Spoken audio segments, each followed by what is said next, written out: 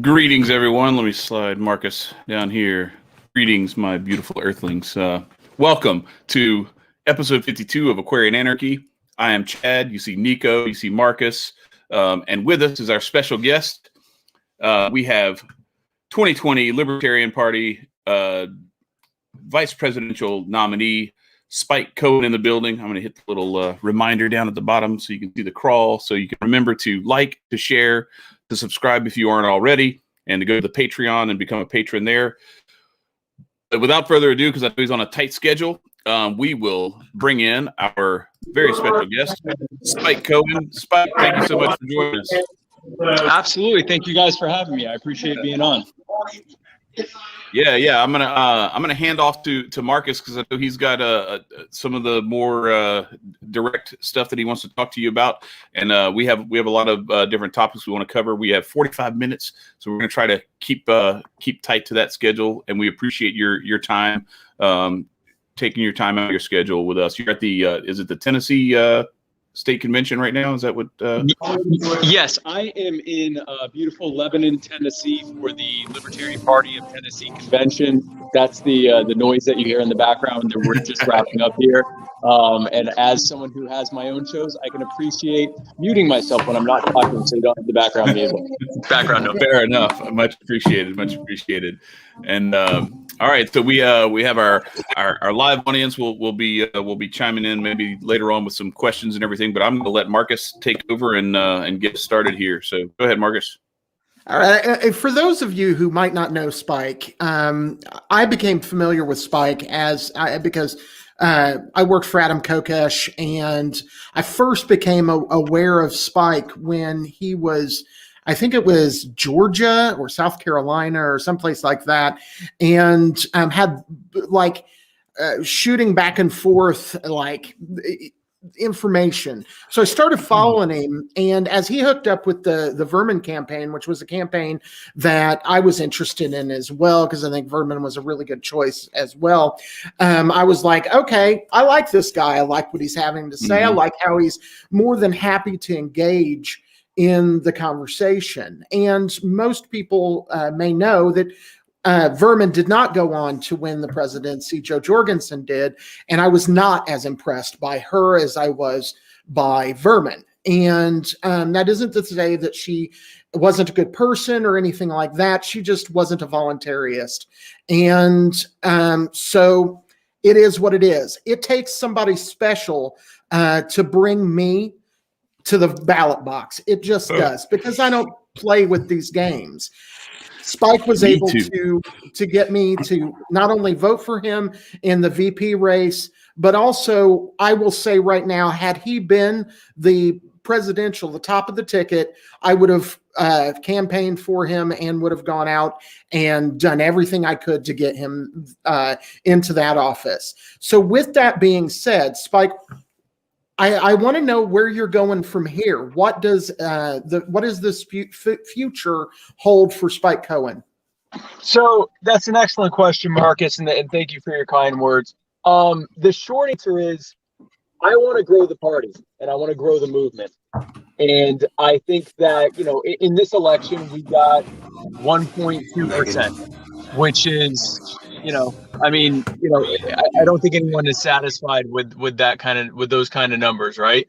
The reality is, we're never going to get all the things that we talk about: ending the Fed, ending wars overseas, ending these things that we want to get rid of, getting rid of taxation, getting as close to a fully voluntary society as we can possibly have. We're never going to accomplish that as long as we are under the boot and heel of people who have the diametrically opposed opposite policies. And so I am determined. That's why I'm here in Tennessee. That's why I'm going to be, we have over a dozen events that I'm already scheduled for this year, and more coming down the pike. It's pretty much why every single weekend between now and November, I'm going to be in another state than the one I was in previously, because I'm going around the country and talking to people who are winning their races and finding out how we can build a blueprint to expand that and win more races and be able to dismantle the system that Republicrats have built. Excellent Where do you answer. see the biggest opportunities for that, like on a local level? Is it city councils? Is it some other offices? Is it at a state level, or where are we having the most success? The party right now is having the most success at the city and state level, and by the most success, I mean the only success. We haven't actually won a federal election, not just for president, but we haven't won a congressional race. Right. We haven't run a senatorial race, and the reason is because there's so the monetary resources that would have to be put into that for us to even be competitive. We're not there yet, and we're not going to be there yet until we have grown enough at the cultural level. I think we often forget that politics is downstream of culture. Until we have grown enough at the cultural level, at affecting the greater conversation that's happening in this country and really in our individual communities, until we've done that, we're not going to be able to reach that next level. And so my focus right now is at the local level. It's not to say that we can't win a congressional race. It's to say that we can spend we can spend far fewer resources and get 50 city council people elected, or get 10 or 15 state legislators elected, and help expose everyday Americans to the reality that this is what libertarian governance looks like. Instead of us, talking in theory about what it would look like, actually showing what it would look like in practice. Absolutely. And go ahead, Nicco. So what have you been doing personally on the community level and what is it? You just said it. I apologize. The societal level, what is the best bet to open people's eyes in your point of view? Well, so there's two different avenues about this, Nicco. One is what we're trying to do politically in the party, and then the other one, which honestly is probably more important long term, is actual community involvement, what we can actually show the community what our ideas are. And so I'm also, you mentioned Vermin, Marcus. I'm on the board of the Vermin Supreme Institute. And what the VSI is doing is we are actually showing how mutual aid works by linking up with other mutual aid groups, helping promote them, helping build networks between them so that they can work better together, helping use Vermin's, outsized influence that he has built over the years to spread a message of voluntarism and mutual aid to people. I think that's probably, in terms of showing our communities what we can do, that's probably even more important than what's happening at the party level. At the party level, what we are doing is what I was doing before everything shut down, roughly this time last year, I guess last March. I was going from everything from, and this was before I even got the nomination for vice president. I was doing college campus tours, talking with college students who overwhelmingly are horrified at their future. I've never seen a large group of 20-year-old nihilists before, and it was scary because and these are people that already feel like they don't have any hope, and it's because they're being given a really bad deal. And all they're getting is one side that's pandering to them and another side that's pandering to people who are apathetic to them. And they realize there's no one that's actually listening to their concerns. So that was something I was doing, and I do plan to do that again once the campuses are kind of fully open again. Another thing I was doing was going and doing door knocking tours in housing projects in low-income communities. We were going into communities of people who had never seen a politician or a political party. And we were going there not to tell them what we were going to do, but telling them that we understood what their concerns were. And we overwhelmingly heard that we knew that they wanted, to end the war on drugs and that they wanted to see more police accountability and they wanted more opportunities. The biggest message that we had that landed with them even more than that was ending occupational licensing. Almost every home that I went to, at least one person in that household had what they called a side hustle, basically a business that they could turn into a multi-million-dollar business, or at least a business that they could live off of and actually be able to, grow and create jobs and provide for their families. But they can't afford the tens or hundreds of thousands of dollars in compliance costs. So they have to keep it low. They have to tell people, not to, well, I'll do business for you and I'll do business for this person, but don't tell anyone else because I don't want to get in trouble. I don't want the police to come and take everything with civil assets. I've been in business for 23 years. If you can't market, you're not going to grow your business. So, we were able to spread that message in there. So it's great for us to talk about these things. If we aren't going and talking to the people who are being the most acutely affected by the things that are happening right now, then not only are we making a political mistake, but we're making, in my mind anyway, a moral mistake, because someone living in a housing project is feeling the force of what we call the omnipotent state far more than I am. And if I'm not going there and empathizing with them, validating their concerns and showing them a path to how we can fix this, then not only am I doing something stupid politically, but I'm failing those people as well. Absolutely. And I think that, the majority of I would say at least half, but a large portion of our audience are Hoteps. The majority of them are, libertarian leaning African Americans. And yeah. And so those are the kinds of people that you're talking about that we should be building bridges with. And one of the things that I was impressed with you about was how you unified. Like, for instance, the Vermin people and the Mises Caucus, or you unified. And it's that kind of unification that's going to get us. It's going to get us to the next level. I'm an anarchist, and one of the things that I've said is I don't give a damn if you're an ANCOM, if you're a mutualist, if you're a ANCAP, whatever the hell you call yourself. Right. If your enemy is the state, then we're allies, and I don't care what you're doing. And I saw success. What did you do to create that success? So speaking to what you just said, Marcus, imagine having the hubris of thinking that if we were to somehow be able to press the Rothbard button or snap our fingers and make all government going away. Imagine having the hubris of thinking that all 7.5 billion people are going to organize their societies exactly the way that you and I think that they should. Right.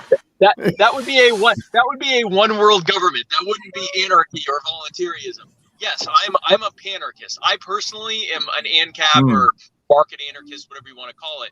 But I would be a fool and deluded and have some serious delusions of grandeur to think that every single person on this planet is going to want to have a voluntary society that looks exactly the same as what mine would. So I'm with you 100% there. In terms of unifying people, one big thing that I did was I saw a common thread between a few different groups especially during the summer.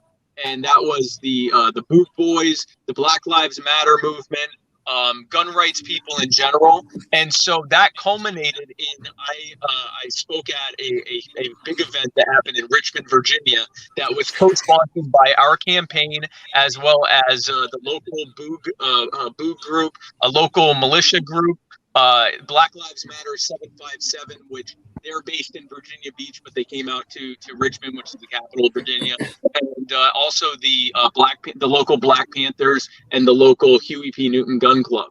And the message that I had was this: you cannot you are never going to have freedom. You are never going to end oppression. You are never going to stop tyranny if the ability of the common person to be able to protect themselves in an effective way from those in positions of power is not protected. If we are not protecting their ability to be able to defend themselves effectively, then everything else we are talking about is simply academic, because the very moment that the state decides, fuck our freedoms, then they can do it.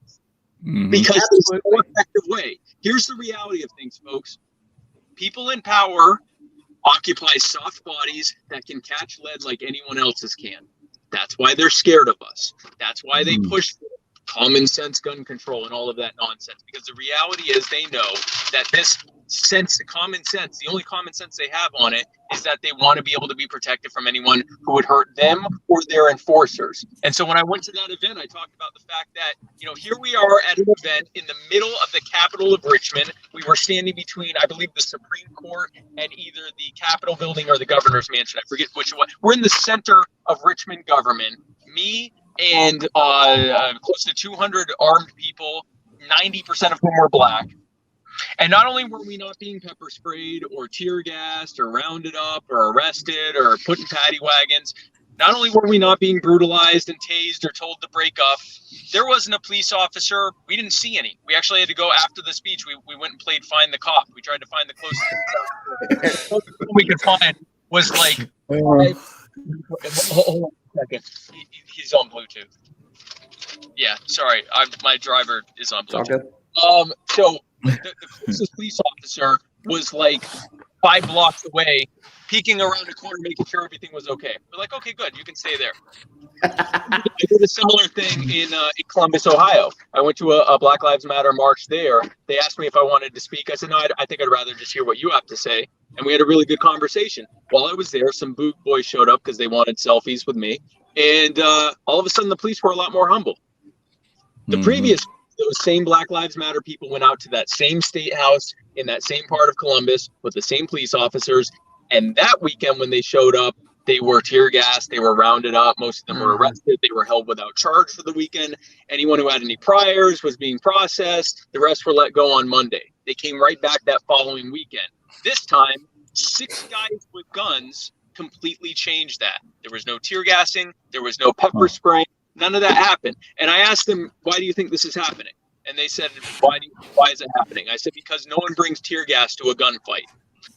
The unifying message of anyone who wants to be free, whether we're talking about Black Lives Matter people. And by the way, I want to ask about the Hotep thing, because I've always had a different definition of Hotep over the years from the one you just gave. But any group of people who recognizes that they are getting a bad deal and that they are being treated badly by people in power, you cannot get anywhere if those people in power are at least slightly scared of you. That's the whole purpose behind the Second Amendment. That's why Karl Marx agrees with Thomas Jefferson and George Washington when it comes to gun rights. There isn't a single revolutionary in history who didn't believe that the common person should be able to protect themselves effectively. That, I think, is the single biggest underlying unifying thing. I said at that event, I said, we can't say that all lives matter unless Black lives matter. And we can't say that Black lives matter if Black people aren't able to protect their lives in an effective way. Absolutely. So what's your understanding of what a Hotep is? Yeah. So here's what, and hopefully you guys can elucidate me on this. Growing up and being a Jew on the internet, anytime I interacted with someone who identified themselves as a Hotep, they were typically either a Black Hebrew Israelite or Nation of Islam. And typically there was a lot of stuff that came with that in terms of, like, for example, me being Jewish and white, them really not liking me. And so I've not, that's whenever I've heard Hotep, it typically was either a Black Hebrew Israelite or I wouldn't even say Nation of Islam, typically Hebrew Israelites. So when you're saying African, and I'm not sure if I would say that they were or were not libertarian leaning, because we never got past them hating me. So to have a greater conversation about political idiosyncrasies and so forth. So when you're saying Hotep, what is your definition of Hotep? I'll let these guys answer that, but the first thing that I want to say is it's the same as if you tell somebody I'm an anarchist. Immediately they think you're in Antifa. Right. Yeah. So, I mean, in my view of Hotep, and then I can understand where they like come and try and chop at your throat because all they do is like go back and look at history and be like, well, these are my people and you're taking our name, this, that, and the third. Right. And so they get offended because of their historical views and just on how things played out. But I mean, in the general sense of Hotep, where I see it is just a Black nation and it's a word that's misconstrued now, but it's a Black nation that's just trying to build up on its own because we keep getting chopped off at our knees. And so therefore Black people can't stand up because you don't have a steady financial system to be able to uphold you and keep you solid and founded. And it just comes with the knowledge and just trying to follow along the lines of what I guess nature would be in a sense. It goes very deep, but just in an overall sense, it's just like people who really try and uphold and uplift positive Black values and trying to stay on track, if that makes sense. Yeah, no, that makes sense to me. I don't. Do you go by Nebuchadnezzar? Did you have anything you wanted to weigh in on? Yeah. Well, I mean, my name's Chad, but it's a thing that I did way back when. I want people to interpret my dreams, and also I'm a ship that takes people out of the Matrix. No, but no. So like for my understanding, I mean, Nicco did a really good job of explaining it there. But my understanding also is that like it's the folks who we run around with, Nicco and I, and Marcus too, is a group of people who were being, that term Hotep was being cast at them as like a pejorative, as like, you know, like you're this thing that we want to put some sort of negative connotation on. And so we are going to throw that at you. And so they were like, okay, fine. Yeah, that's what we are. And because the term actually, if you go back into like, you know, ancient Egyptian, ancient like Kemetic, what it means is like peace and satisfaction. And like, it's become a misappropriated term. And so it was more of like a reclamation of that term. And so, yes, like Nicco's point, like it's about like it being okay from a cultural standpoint to allow Black folks to build wealth and to have like a certain level of like group economics, like what you were talking about. With, I love the term that you used, panarchist. Like that's a really good way of putting this. It's like we don't have to all have the same one world government, that whether it's anarchy or voluntarist or anything like that. Part of being a voluntarist is like if there's a group of 1 million people who wants to, you know, gather in an area, or even not gather in an area, but they just want to have their own kind of group economic community, that's on them. Like, and nobody should be trying to stop them. What I don't want is for someone to be forcing me into that collective, or, you know, forcing me to not do what I'm doing on my own property or anything like that, or with my own property. So that's where a lot of that comes from. Is that it's a very it's just back to like what Nicco was saying, when you feel like you've been had your opportunities chopped away from you, either through gentrification or redlining or some of the other stuff that's happened in America. And there's plenty of other stuff as you go back through history in other geographical locations and even in America before it was quote unquote America.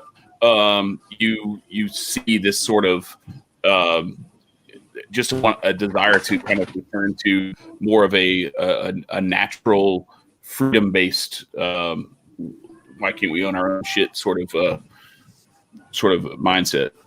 Well, and understandably so. I mean, look historically at every marginalized group in this country that was able to successfully move themselves out of marginalization. I see this as the descendant of people who fit this category. People who came here as penniless Jews, some of whom didn't even speak the language, the common language here.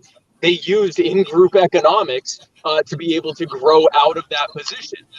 Any of the times that you've seen any kind of major social change that happened that positively benefited Black people, it preceded or it came after positive economic changes that happen largely as a result of in-group economics. You know, it's not a coincidence that it was more important during the the attack on the riots, but it was a slaughter in Greenwood, Oklahoma, in Black Wall Street. It wasn't a coincidence that their largest target was the actual city infrastructure itself rather than the people.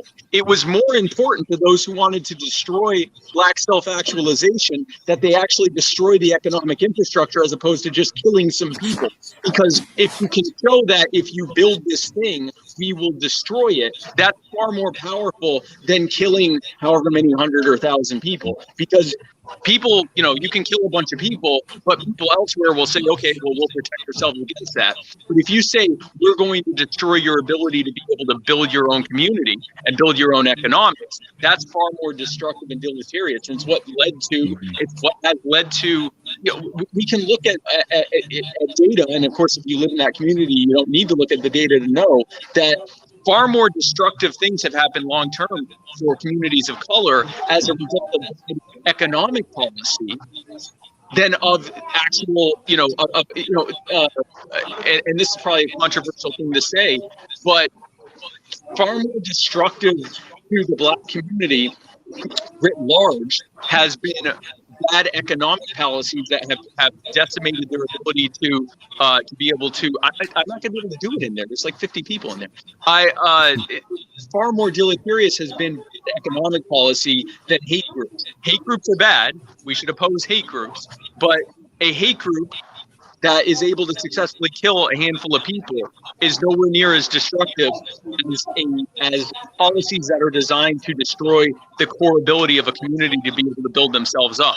That causes far more death, destruction, and immeasurable harm than a handful of pricks that are trying to hurt someone. Yeah, no. Personally, I don't. Oh yeah, go ahead. Go ahead, guys. Oh yeah, no. Personally, I don't think that would be a controversial statement. I mean, looking at data is the most important thing to look at, especially when you keep looking at history and statistics. But it is all due to financial impediments, if that's a word. When you're not able to consistently put money back into your community, when you're consistently buying it on guns or drugs to protect yourself or to, get money for your family, you're so worried about the day-to-day living opposed to living in the future. So therefore you don't think of, or they weren't able to think of, due to possible lack of poor education and other things along the lines. There's so many things that go into the problems with the Black community. So that statement wasn't controversial at all. It's actually just taking a step back and looking at it from a bigger picture. People who are small-minded and emotional will say, oh, that you guys trying to make... No, not at all. You are just listing data, statements, and nothing but facts. I should say it's controversial among comfortable liberals. I call it. Yeah. There you go. That's we have a minority of that. But to your point about the licensing and those sorts of things, like that's where, if you really look at it, like where it's the most crippling is you want to do hair, you want to do nails, you want to do any of these, Eric Garner trying to sell cigarettes on the sidewalk. That's what got him killed, was that he was an unlicensed cigarette dealer outside and was potentially cutting into some established businesses' profits and everything. It's a very restrictive system, and that's where. And I'm glad you're doing that. I did want to ask this about. You said you were doing this stuff with college campuses and whatnot, and obviously, like we need to. You have to wait until there's more of an opportunity to do that, where you can actually interact with people at in close proximity more freely. But when you were doing what you were doing, in the face of what you described as kind of like a nihilist mindset among far too many folks, how receptive were they to the message? Or were you doing more listening, or were you actually was there an opportunity to kind of share the message of voluntarism, of libertarianism with them, and how receptive were they to it? Spike, you're muted. Spike. They were very receptive to it. In retrospect, nihilism is probably the wrong word. They were black-pilled. Nihilism I knew what you meant. Yeah. No, I'm the one who said it. It's not that nothing matters to them. It's that they don't believe there's any hope. I met people in their 20s who said, I already owe 6 figures, and I don't know if I'm going to get a job in my field. And these weren't people that were taking underwater basket weaving courses. These were people in STEM fields who said, I'm already being told that I'm not going to be able to find a job. So now I'm just completing it, because if I stop, then I don't even have a degree that I can hopefully use in the future, and I'll have to immediately start paying off my student loans. These are people who got screwed by a system that they were promised since they were kids, that if they did it this way, that everything would work out. They've already given up on ever being able to own a home. At this point, they want to just be able to afford to, rent with a roommate. They've already given up on ever being able to really own anything of any value. At this point, they're just trying to pay off debt that they started running up when they were in their late teens. These are a group of people that are uniquely hopeless because they were robbed of hope, and they were robbed of hope by the people that they most trusted, people who themselves didn't really know any better, their teachers, their parents. And when they go to their teachers and parents, their teachers and parents are so far removed from the reality of what the economic system looks like for someone who doesn't have any built-up wealth, which this story sounds familiar for anyone who's a person of color or another in another marginalized community. They're told a tale of how to fix things that doesn't line up with what their life is like. They're told, oh, well, when I was your age, I worked part-time and I was able to pay my way through college. Well, yeah, college was cost 5 cents on the dollar what it cost now. Or, when I was your age, I was able to buy a home coming right out. I just had my down payment down after about a year, and I had it paid off after 10. Yeah, that's because houses cost 5 cents on the dollar. This is all economics. It plays out emotionally, and it plays out in things like education, higher education costs. It plays out in things like the cost of living. But the reality is, it's all economics. It is the fact that wages have remained stagnant because government has created a system where American labor has a very low demand because of the regulatory regime that they built around trying to hire an American. It's because of economic and monetary policy that has led to the fiat currency that we are forced to use, increasingly losing its value steadily over time, so that we have lost 98% of the value of our dollar since their system was created. It is a system where things like housing and healthcare and higher education have been driven up by a series of regulations that have kept providers out of the market and have protected the market share of crony billionaires to keep them fleecing the rest of us. And if you're in your 60s, or if you're like me and you're a business owner and you're relatively comfortable, you complain and you go, man, this really sucks. But it largely works for you. If you were someone in your 20s who already ran up what would have been a mortgage 10 years ago, and you don't even have a job to show for it yet, you have no hope. When I went there, I did a combination of listening and speaking.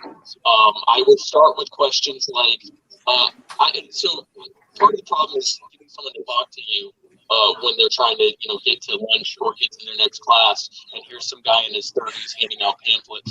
And I tried to hit him with something that would make him stop and think for a second. And I'd say something like, hey, I got a quick question for you. Who owns you?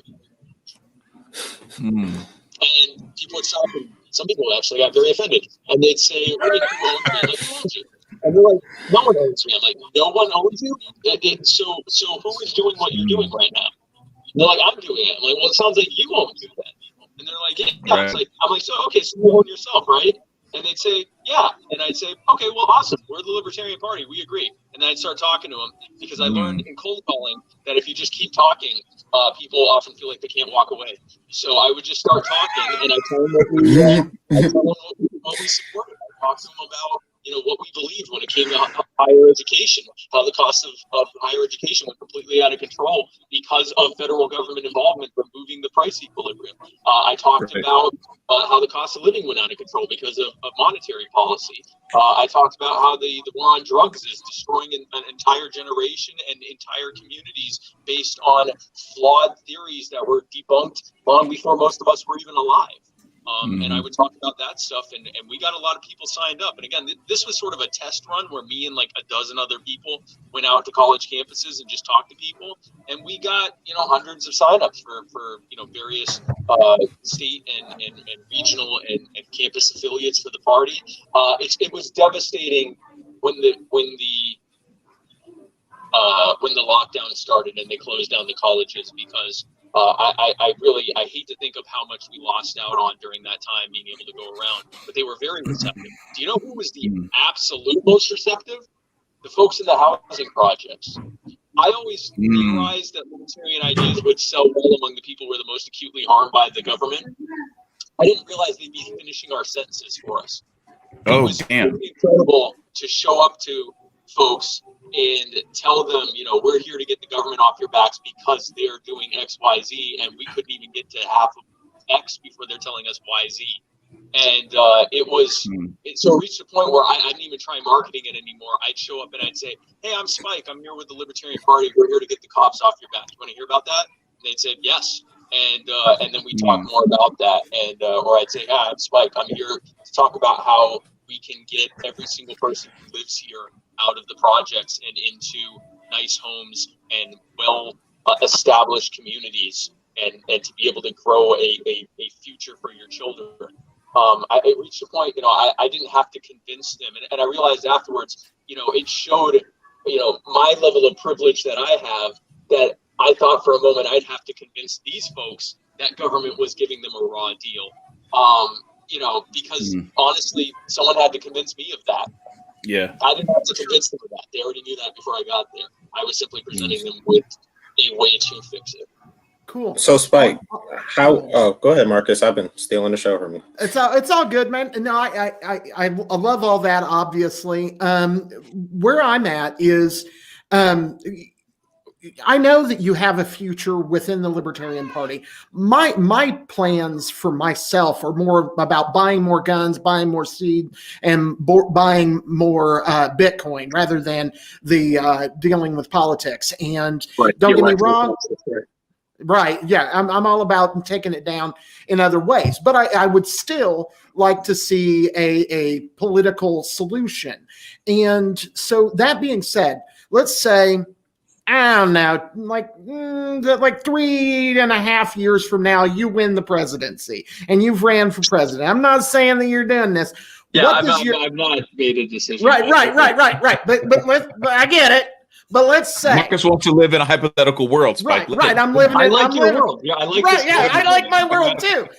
But when it's Adam, I know what day one looks like. You know what I mean? Oh shit, he's dissolving the federal government. What does day one for Spike look like?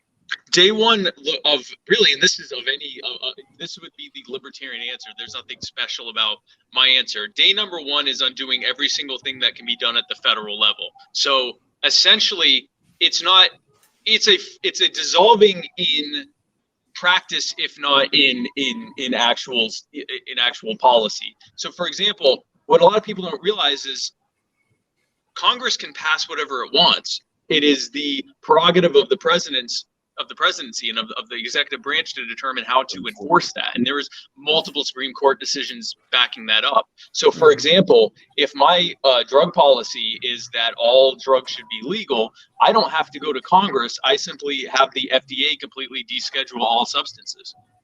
Yeah. And that ends that. Because all enforcement is based on what schedule that drug is on. If the drug is not on a schedule, then it is not only not illegal, it's not even regulated. Ending the war on guns is as simple as simply undoing all executive orders and ordering the ATF to completely purge its regulatory, its code of regulations and all of its rules that it's put in place. Ending the IRS doesn't require Congress. You simply fire everyone. And don't hire anyone back, or you simply order them all on paid vacation. I don't mind continuing to pay IRS salary as long as they're not doing their job. It looks like dismantling things by ending you end the war because Congress never declared war, so they don't have to undeclare it. They gave the president the authority. The silver lining of the fact that Congress has completely abdicated their responsibilities for the past several decades is that when the right president comes in, they can simply undo it. Here's the reality behind this question, though, or beyond this question. We're not going to have a libertarian elected out of nowhere to simply take things over and right all the harm that's been done at the federal level before we have already begun winning the cultural conversation, before libertarians have already been getting elected, even more so than they are now at the state and local level, before there are libertarians who have been and are being elected to Congress and the Senate and governor's offices and statewide races. There's not going to be a magic libertarian. The Libertarian Party has been waiting for the magic libertarian for 50 years. There is no magic libertarian. We are the magic libertarians. We are the ones that have to take the message out into our communities. We are the ones that have to demonstrate and lead by example how we can live better lives. We are the people who have to not just say how this will work in theory, but actually demonstrate it. So that when someone says, yeah, but without government, who will do whatever? Instead of saying, oh, well, here's how it'll work in my theory world, we say, we do that. When they say who without government, who would feed the poor? We say, we go out and feed the poor, even if it's illegal, which it is in most cities. In most cities, it's illegal to feed homeless people without a license. That licensing costs thousands of dollars in compliance costs. So our answer is we do that. And not only do we do it even though the government might come and try to stop us. Mm-hmm. We answer people's questions. We show how it works. We essentially take over our communities with a better way of doing things, because the vast majority of people recognize that this way is not working. They've just been conditioned to blame it on Team Red or Team Blue. And what we can show is that they're all the same damn team. That these are the same people that are constantly screwing us over every single day. There isn't a single politician any of us really trust to make decisions for us better than we can for ourselves. And we just have to get that message out to people, and we have to be the ones to do it. It's not going, I'd love to think of, Spike Cohen gets elected in 2024, and even though all of Congress is against him, he just undoes it at the federal level. It's fun and cathartic to talk about this stuff, but the reality is that's not how the real world works. The way the real world works is, and long before we get libertarians elected into office, we have to actually convince people that we're right. We have to win the cultural conversation. So that's why it is crucial that we're doing these things. We have to do that stuff. And when we do those things, and when we get libertarians elected across the country, and even more importantly than getting libertarians elected across the country, when we get libertarians created across the country, when tens of millions of people are waking up to the reality that things don't get better from more control, things get better when the power and the freedom and the money that has been systematically robbed of them for the past several decades and centuries and put in the hands of a small, powerful handful of people is taken back. When we dismantle that, take all that power and freedom and money, put it back in the hands of the people where it always damn well belonged, they'll live far better lives as a result. That's when we win. Agreed. Spike, it's been, I know that we're drawing close to the end, but I'll let Nicco continue here in a minute, but just letting everybody know we are pretty close to our moment. Yeah. And I wanted to say, Spike, I appreciate you coming on. You're preaching my language. Nicco, you wanted to say? No, it was just a recap. So you say we go to college, you, not me, you go to colleges and you go and, push the message. What about the kids? When I was when Obama was being elected, I remember it was a big thing for me in 5th grade. Granted, I couldn't, vote for shit. But the thing is that, they push the message as kids. What's the best way to push the message besides getting into the community to get the kids thinking freedom for myself? Granted, you have your parents who come down with rule, but you have your own minds. So what's the best approach to getting kids to think more free-based instead of, I got to go to college just to go in debt, or, I got to, live to A to B and C? So, Nicco, the cool thing about this is that the younger we are, the more anti-authoritarian we naturally are. The more we have not been conditioned yet with this artificial belief in imposed authority. The reason that as little kids, here's a thought experiment. If you think of government or you think of people in power, almost always in your subconscious or in your barely conscious, if you think of it, you think of this person that's above you and beyond you. And the reason for that is because before we're even old enough to form words, we're being conditioned to believe that you have to do what this much bigger person tells you to do. So that by the time we're adults, even though most of the people that are in positions of power over us are probably shorter than us or the same height as us, we have this idea in our head of this thing that's so much bigger and beyond what we can process. And that's not unintentional. It's not unintentional that they speak from podiums. It's not unintentional that they present themselves as bigger. They are playing to something we were conditioned from very early on, but we are naturally anti-authoritarian. Also, interestingly enough, kids right now are more into ideas like consent culture and that you have to have explicit consent for everything or else it's inherently wrong. That's what we've been saying for before the Libertarian Party even existed. That's what libertarians and anti-authoritarians have been saying for centuries, is that unless you have the explicit approval of the person that you are doing this thing for or to, you are doing something inherently wrong. You are violating, we call it the NAP or the non-aggression principle, but even before the term was coined, even before the word libertarian existed. Anyone who was ever preaching an anti-authoritarian message has inherently been saying, without that consent, you're doing something wrong. You're forcing someone to do something against their will.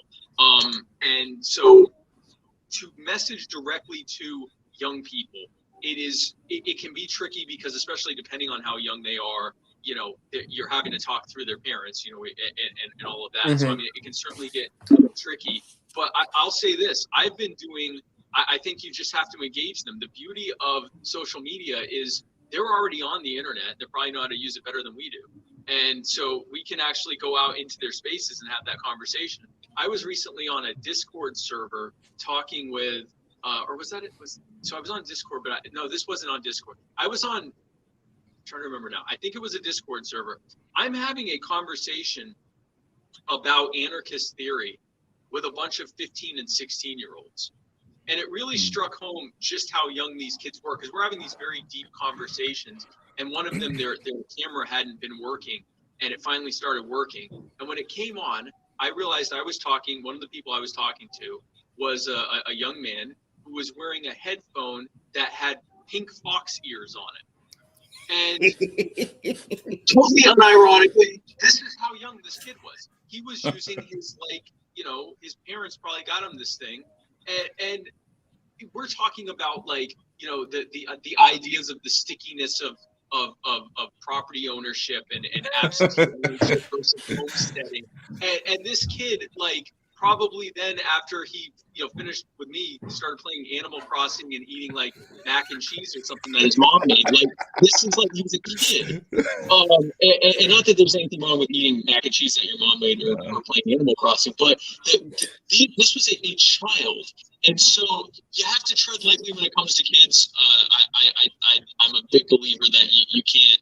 You want to make sure, you know, the parents don't feel like you're trying to, you know, red pill their kid behind their back or something like that. But I have been